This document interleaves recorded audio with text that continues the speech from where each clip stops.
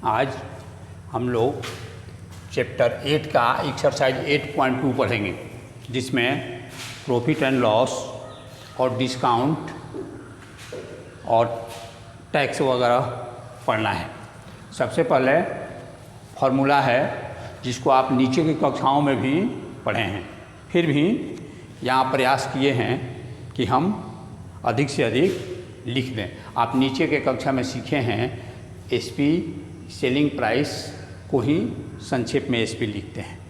इसी तरह cost price को ही सीपी कहते हैं, मार्क प्राइस को ही एमपी कहते हैं। मार्क प्राइस समझते हैं जो वस्तु के ऊपर लिखा रहता है सो मार्क प्राइस होता है, भले ही उतना में बिकता हो या उससे अधिक में बिकता हो या उससे कम में बिकता है। ये सब आप नीचे की कक्षाओं में सीखे हैं, फिर भी इस फार्मूला को हम यहाँ लिख दिए हैं। एक एक फार्मूला को फेर के कॉपी में लिखेंगे और याद करेंगे।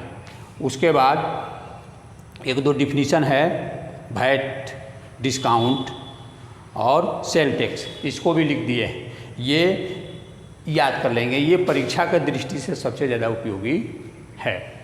ये लिख करके याद करने के बाद आप क्वेश्चन बनाना शुरू करेंगे। जैसे क्वेश्चन नंबर 1 यहाँ बनाए हुए हैं।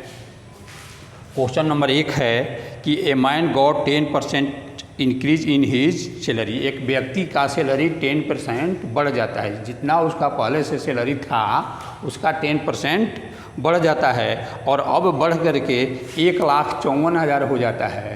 तो उसका पूर्व में सैलरी कितना था? यहाँ लिखे हुए हैं let original salary of man be ₹X। मान लिए कि उसका सैलरी शुरू में ₹100 ही था।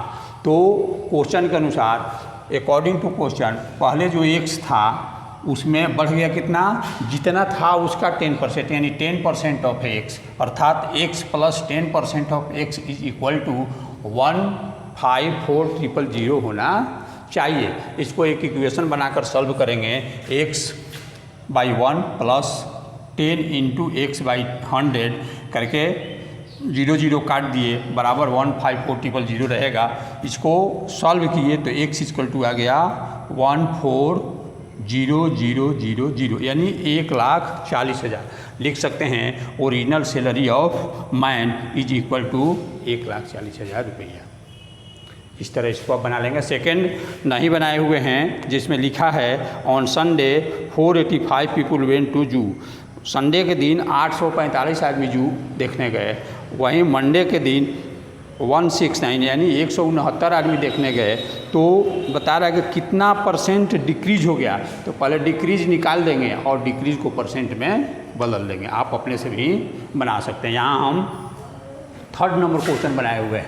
3rd नंबर क्वेश्चन है कि एक shopkeeper by 80 article for 2400 rupees, यानी 2400 रुपया में 80 वस्तु खरीदता है। तो एक वस्तु का सेलिंग प्राइस बताना है जब कि 16% प्रॉफिट पर बेचता है।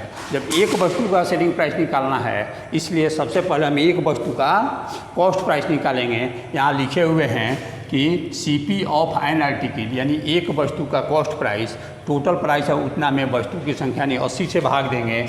2400 में 80 से भाग दिए तो कट करके आया 30, यानी एक वस्तु का कॉस्ट प्राइस 30 रुपीज़ है। 30 रुपया में एक वस्तु खरीदा हुआ है तो उसका सेलिंग प्राइस बताना है। इधर पर जहाँ फार्मूला लिखे हुए हैं वहाँ सेलिंग प्राइस का फार्मूला लिखे हुए हैं। SP is equal to CP into 100 plus profit % by 100, यानी CP 30 रख दिए। 100 फार्मूला के अनुसार 16% प्रॉफिट है बाई 100। इसको सॉल्व किए तो आ गया 348/10। इसको 2 से काट भी सकते हैं, लेकिन 10 रखेंगे तो सुविधा होगा। 1 0 है इसलिए 1 के बाद डेसिमल बैठा देंगे।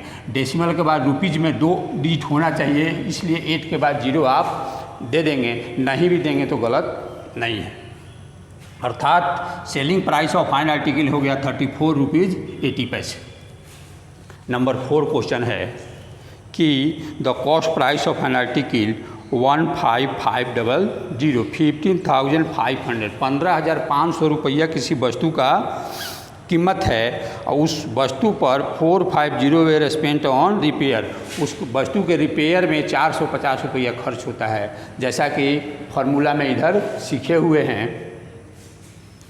कि CP इक्वल टू होता है ओवरहेड, ये से टोटल CP बराबर होता है CP प्लस ओवरहेड चार्ज। इसमें भी टोटल CP निकालने के लिए कॉस्ट प्राइस में ओवरहेड चार्ज जोड़ देंगे, यानी 15,500 में 450 जोड़ेंगे तो टोटल CP हो जाएगा 15,950 रुपया। अब प्रॉफिट जब दिया है 15% तो SP निकालना है, SP का फॉर्मूला लिखेंगे और उसमें CP और प्रॉफिट परसेंट को रख करके सॉल्व करेंगे तो आपका आंसर आ जाएगा 18,342.50, यानी 18,342 रुपया 50 पैसा जो आपका आंसर होगा। इस तरह से आप इतना क्वेश्चन को बनाएंगे और शेष क्वेश्चन नेक्स्ट वीडियो में डालेंगे, कल डाल सकते हैं। अभी इतना को बनाएंगे, बीच में एक छोड़ें उसको बनाएंगे, आगे वाला क्वेश्चन कल के वीडियो में डालेंगे।